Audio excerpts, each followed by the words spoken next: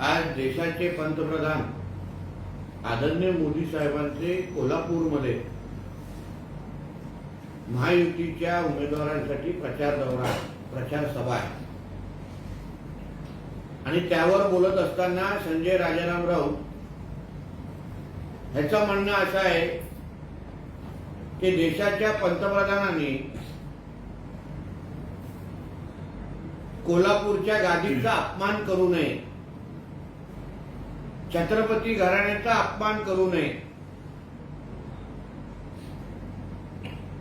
छत्रपतीच्या घराण्याच्या विरोधात प्रचार करायला येणं म्हणजे तो गादीचा अपमान. तर मग मी संजय राजाराम राऊतला सांगेन की मग हाच नियम, हीच भूमिका तुम्ही साताऱ्यामध्ये का घेतली नाही? तिथे छत्रपती उदयनराजे भोसले उभे आहेत. ती गादी पण आमच्यासाठी तेवढीच महत्वाची आहे, तेवढीच मोठी आहे. शिवरायांच्या वंशजांच्या विरोधात मग तुतारीचा उमेदवार का उभा आहे? मग जो नियम तुम्हाला कोल्हापूरला लावायचा आहे मग तोच नियम तुम्ही साताऱ्याला लावा.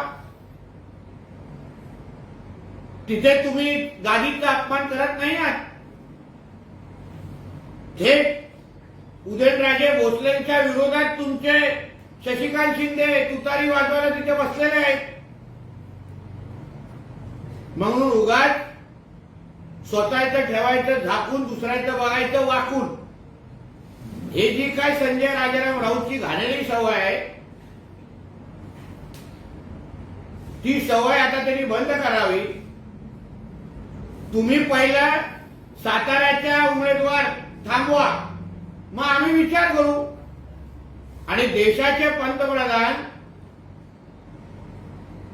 हे उमेदवाराच्या प्रचारासाठी येत असताना देशासाठी त्यांनी काय केलं आणि कोल्हापूरकरांचं त्यांच्यावर किती प्रेम आहे हे पाहायचं असेल तर संजय राजाराम राऊतला गर्दीमध्ये खुर्ची मी लावून बसवतो.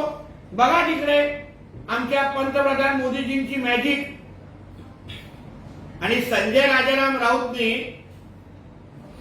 वंशजांचे पुरावे मागितलेले होते अगोदर, म्हणून तुझ्या तोंडातून आमच्या छत्रपती घराण्याच्या बाजूनी काही ऐकणं हाच मुळामध्ये फार मोठा अपमान आहे.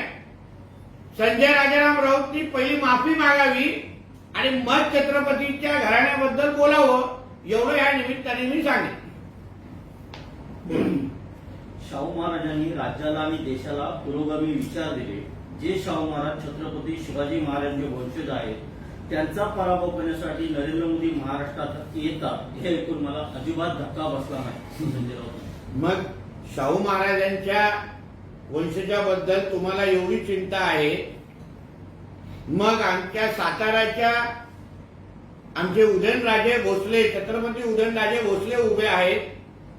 महाराजांच्या, शिवाजी महाराजांच्या वंशजाची ती गादी आहे. मग तिथेच हा नियम का लावला नाही? तुमचे जे काय शशिकांत शिंदे तुतारीच्या नावाने तिथे उभे आहेत, मग त्या निमित्ताने त्या गादीचा अपमान होत नाही का? तुम्ही जय भवानी या शब्दावर एवढं निवडणूक आयोगाबरोबर एवढं लढताय, मग जय भवानी जय शिवाजी ही जी काय घोषणा आम्ही पिढ्यानपिढी देतोय त्या शिवाजी महाराजांचे वंशज, त्याच गादी मधले एक व्यक्ती आज साताऱ्यामध्ये निवडणूक लढवत आहेत. मग तिथे तुम्ही त्यांच्या विरोधात प्रचार का करता?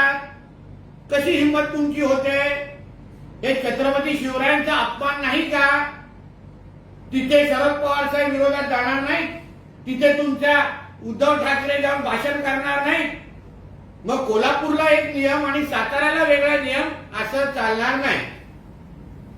छत्रपती शाहू महाराजांना बिनविरोध निवडून द्यावं ही आमची भूमिका होती.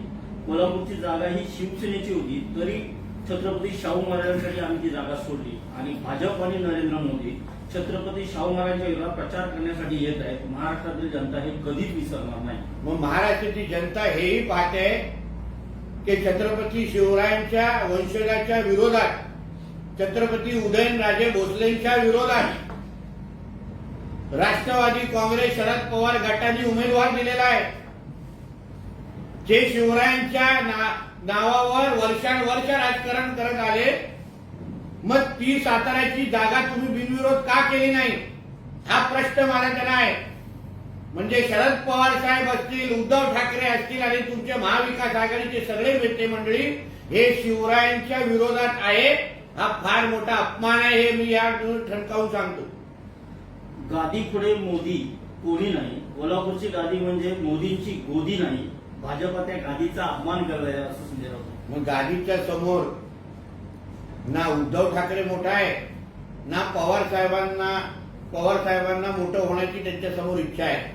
म्हणून गादीचं बोलत असेल तर जेवढी महत्वाची आमची साताऱ्याची गादी आहे, जेवढी महत्वाची आमची कोल्हापूरची गादी आहे, तेवढीच महत्वाची आमची साताऱ्याची गादी आहे.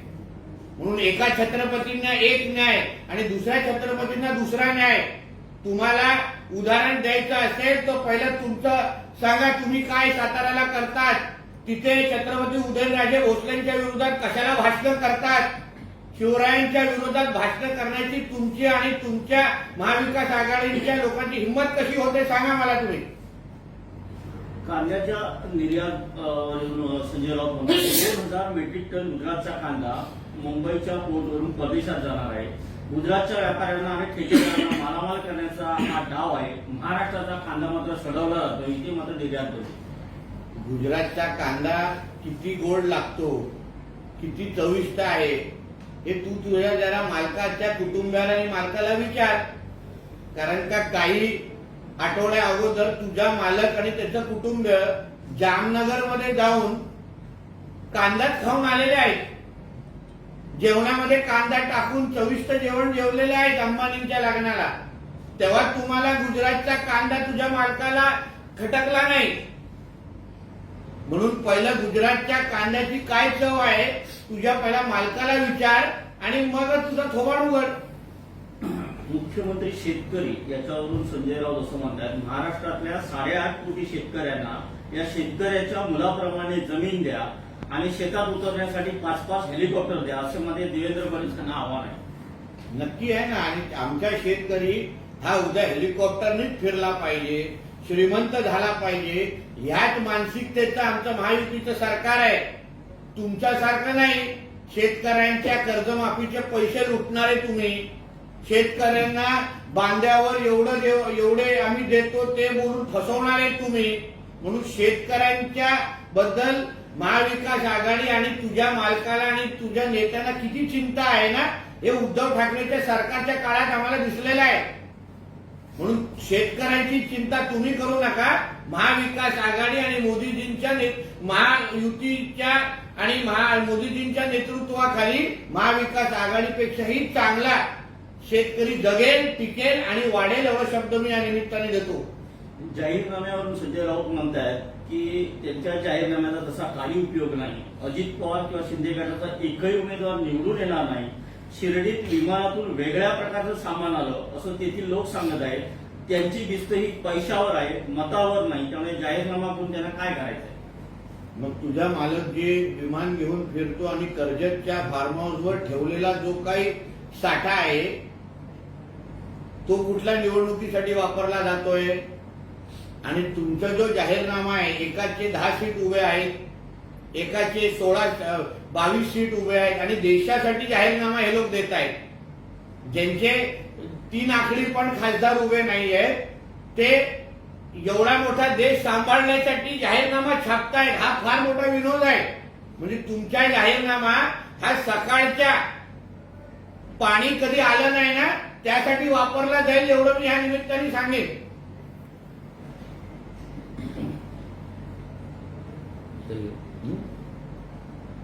उत्तर मध्य मुंबईत काँग्रेस विरुद्ध काँग्रेस वर्षा गायकवाड यांना उमेदवारी दिली आहे. नासिम खान त्यामुळे काँग्रेसमध्ये अजून खूप फटाके फुटायचे.